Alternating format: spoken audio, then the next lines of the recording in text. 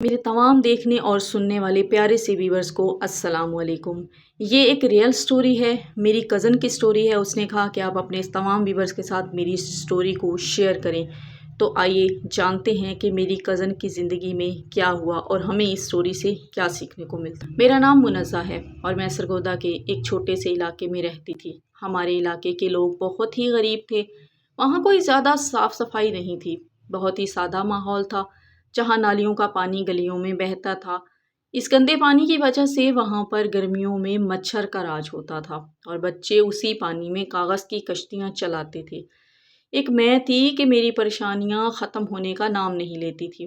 ہر روز جب میں صبح اٹھتی تھی تو ایک نئی پریشانی، ایک نیا دکھ میرا انتظار کر رہا ہوتا تھا۔ میری ماں جو اتنی عرصے سے بیمار پڑی تھی، جس پر کوئی دوائی اثر ہی نہیں کرتی تھی، اور میں روز صبح سویرے اٹھ کر اپنی بیمار ماں کے لیے دوائی لینے ہسپتال کے لمبے چکر کاٹتی تھی۔ میرا باپ ایک ٹرک ڈرائیور تھا۔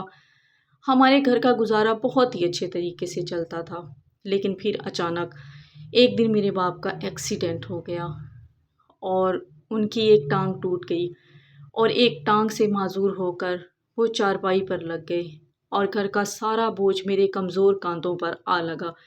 لیکن ہمارے علاقے کی سب سے اچھی بات یہ تھی کہ وہاں ایک سرکاری اسکول تھا جس کا ماسٹر بچوں کو فری پڑھاتا تھا۔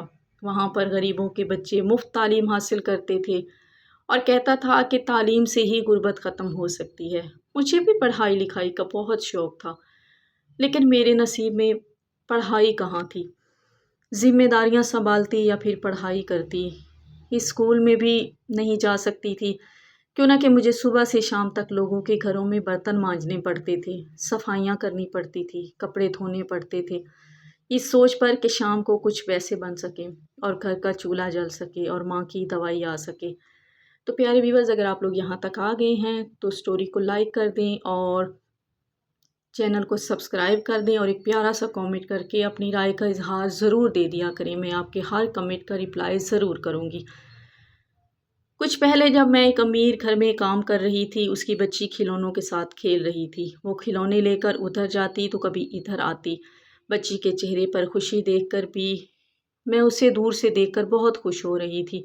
بچی کے ہاتھ میں ایک چھوٹا سا کھلونا تھا اور بچی نے وہ میری طرف پھینکا تو وہ مجھے زور سے آ لگا، جس سے میرے پاؤں کی انگلی سے خون آنے لگا۔ مگر اس لڑکی نے ہنس کر کہا کہ تم تو غریب ہو نا، اور غریبوں کا خون کہاں اتنا قیمتی ہوتا ہے۔ بچی کے منہ سے یہ الفاظ سن کر میں تو حیران رہ گئی کہ اتنی چھوٹی سی بچی کو گھر والوں نے تمیز ہی نہیں سکھائی تھی، بلکہ بیگم صاحبہ نے مجھے ہی غصے سے کہا کہ کام میں دھیان دو ورنہ کام سے نکال دوں گی۔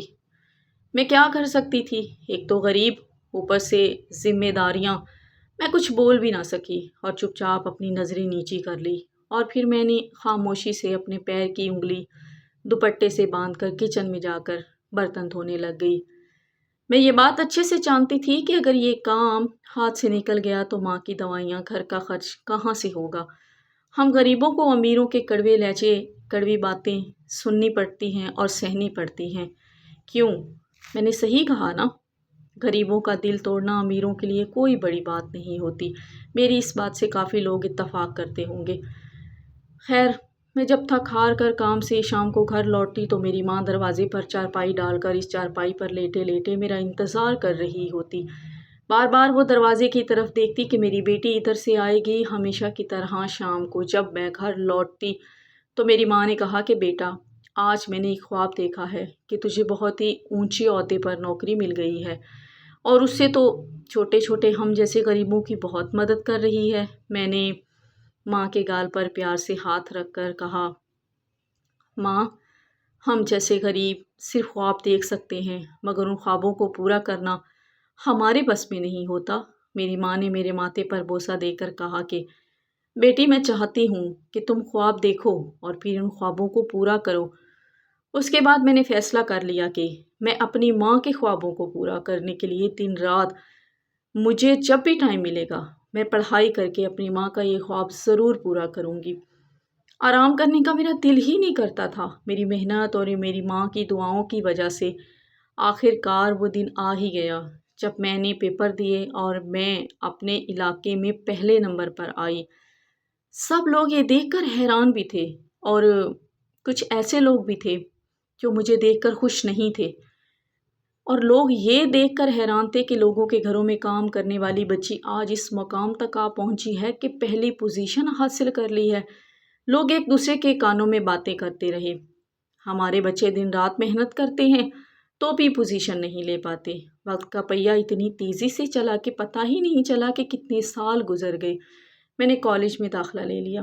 غریب ہونے کی وجہ سے مجھے آسانی سے وظیفہ بھی لگ گیا تھا، جس سے میری پڑھائی اور بھی آسان ہو گئی تھی۔ میری ماں کی دعا سے پھر مجھے بہت بڑے عہدے پر نوکری بھی مل گئی تھی۔ قسمت تھی نا؟ نہیں، میری ماں کی دعا تھی۔ اور پھر وہ دن آ ہی گیا جب میری ماں کا خواب پورا ہوا۔ میں نے لوگوں کی مدد کی، سچے دل سے کی، اور جب میرے پاس تھوڑے سے پیسے بچے تو میں نے اپنے علاقے میں ایک اسکول بنوایا جس میں بچوں کو مفت تعلیم دی جانے لگی۔ الحمدللہ، اللہ نے آج وہ دن دکھایا جب ہمارے پاس دنیا کی ہر آسائش ہے۔ میری ماں کی طبیعت اب پہلے سے بہتر رہنے لگی ہے۔ میرے والد بھی مجھے دیکھ کر بہت خوش ہوتے ہیں اور فخر کرتے ہیں کہ مجھے اللہ نے بیٹا نہیں دیا تو کیا ہوا، میری بیٹی لوگوں کے بیٹوں سے کم نہیں ہے۔ وہ میری ماں کی دعائیں رنگ لے آئی اور میری محنت کامیاب ہوئی۔ تو آپ لوگ بتائیے کہ آپ کو میری کہانی کیسی لگی؟ پسند آئی تو ویڈیو کو لائک کر دیجیے گا، ایک پیارا سا کامنٹ کر کے اپنی رائے کا اظہار ضرور دے دیجیے گا۔ تو ملتے ہیں ایک نیکسٹ اچھی سی مزیدار سی سٹوری کے ساتھ، تب تک اپنا اور اپنے پیاروں کا بہت سارا خیال رکھیے گا، دعاؤں میں مجھے بھی یاد رکھیے گا، اور ہاں کامنٹ ضرور کیجیے گا، میں آپ کے ہر کامنٹ کا ضرور جواب دوں گی۔ اللہ حافظ۔